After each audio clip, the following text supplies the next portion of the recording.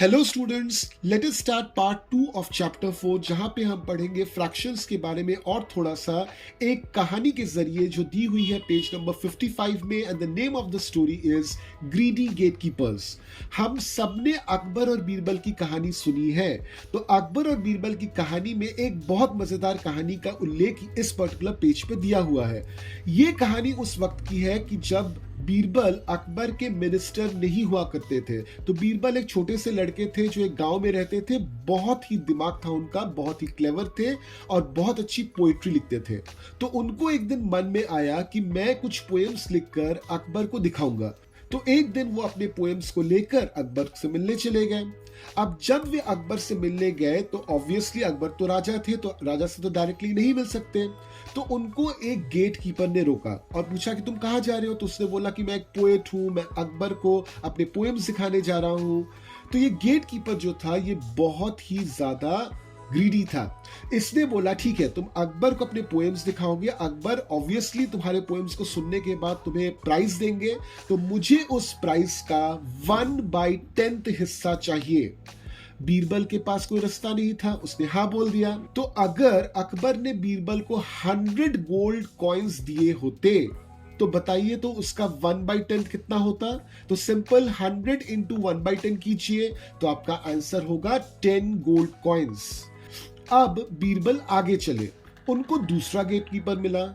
इस गेटकीपर ने उनसे 2/5 ऑफ गोल्ड कॉइन्स की मांग की। तो अगर बीरबल को 100 गोल्ड कॉइन्स मिलते तो इसका 2/5 या 2/5 कितना होता। 100 into 2/5 which is equals to 40 gold coins. अब बीरबल वापस जब आगे चले तो उनको फिर से एक गेटकीपर मिला और उसने बोल दिया कि मुझे तुम्हारे प्राइस का हाफ चाहिए। बीरबल ने इसे भी हाँ बोल दिया। अगर बीरबल को 100 गोल्ड कॉइन्स मिलते तो इसका हाफ यानी कि इसका 1/2 कितना निकलता। तो 100 into 1/2 which is equals to 50 gold coins. अगर बीरबल को 1000 गोल्ड कॉइन्स मिलते तो इसका हाफ या इसका 1/2 कितना होता।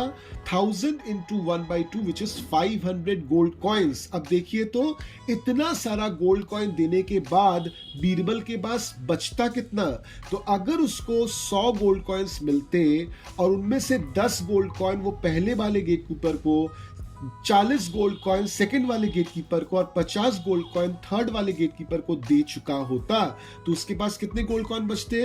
100 माइनस ब्रैकेट में 10 plus 40 plus 50 which is equals to 100 minus 100 यानी कि 0। उसके पास कुछ भी नहीं बचता। तो अंत में बीरबल पहुंच गए अकबर के सामने। वहां पहुंचकर उन्होंने अपनी पोएम्स सुनाई अकबर को। अकबर को वो पोएम्स बहुत अच्छे लगे तो उसने बीरबल को खुश होकर पूछा कि बताओ तुमको क्या चाहिए एज अ प्राइज। बीरबल के पास बहुत ज्यादा दिमाग था, उसने बोला मुझे 100 स्लैप्स यानी 100 चांटे चाहिए। ऑब्वियसली अकबर तो इस बात से चौंक उठे। अब देखिए बीरबल के पास कितना दिमाग है। अगर उनको 100 स्लैप्स या 100 चांटे मिलते हैं तो इसमें से 10 चांटे या 10 स्लैप्स पहले वाले गेटकीपर को मिलेंगे, सेकेंड गेटकीपर को 40 स्लैप्स मिलेंगे और तीसरे वाले को 50 स्लैप्स मिलेंगे। तो 10 प्लस 40 प्लस 50 यानी कि 100 स्लैप्स जो उनको मिलने चाहिए थे वो तीनों के तीनों गेटकीपर्स में उन्होंने डिवाइड कर दिया, तो उनको कोई भी स्लैप नहीं पड़ेगा। तो इतने चालाक थे बीरबल। तो ऑब्वियसली इस कहानी का अंत कैसे हुआ होगा कि अकबर को तो बहुत गुस्सा आया अपने गेटकीपर्स के ऊपर कि वो कितने लालची हैं। तो उन्होंने ऑब्वियसली उनके अगेंस्ट कोई स्टेप लिया होगा और उनको बीरबल की अकलमंदी बहुत पसंद आई और बीरबल को उन्होंने उस दिन से अपना मिनिस्टर या फिर अपना मंत्री बना लिया। तो अब चले आइए पेज 57 पर और करते हैं वहां पे पैटर्न्स एंड पार्ट्स। तो यहाँ पे पॉइंट नंबर 1 देखिए क्या दिया हुआ है।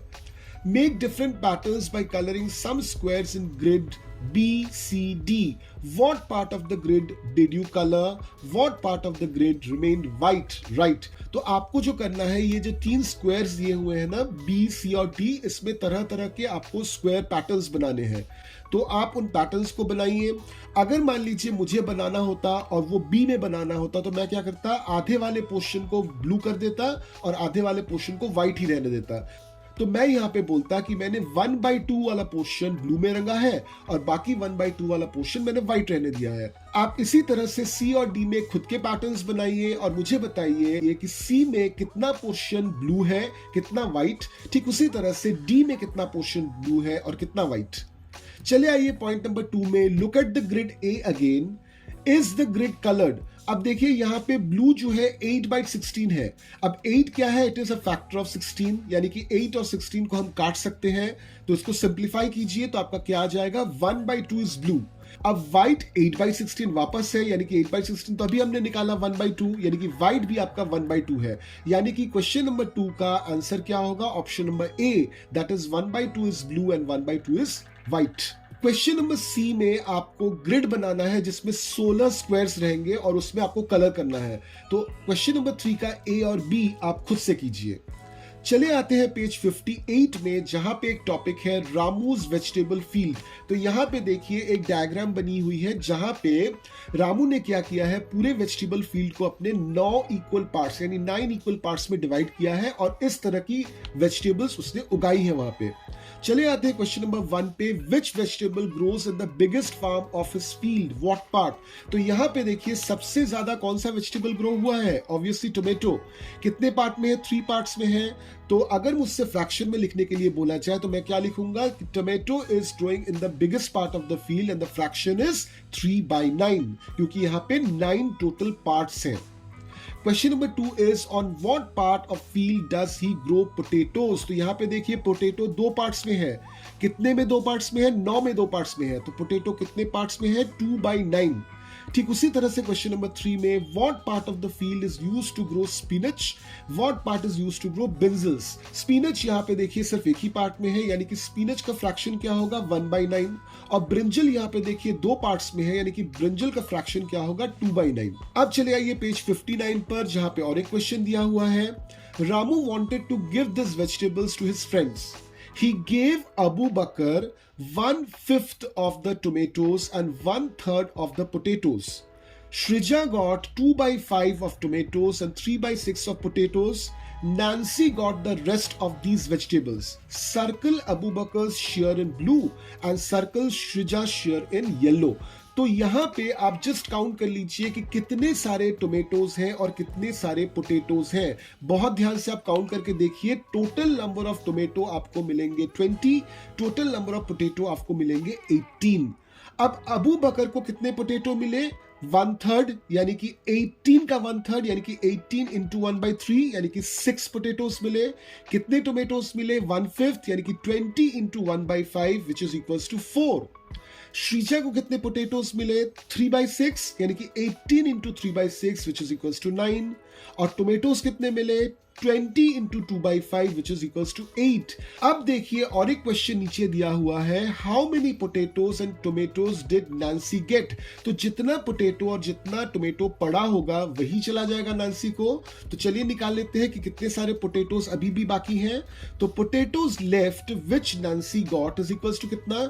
18 माइनस ब्रैकेट में 6 + 9, that means 18 minus 15 which is equals to 3।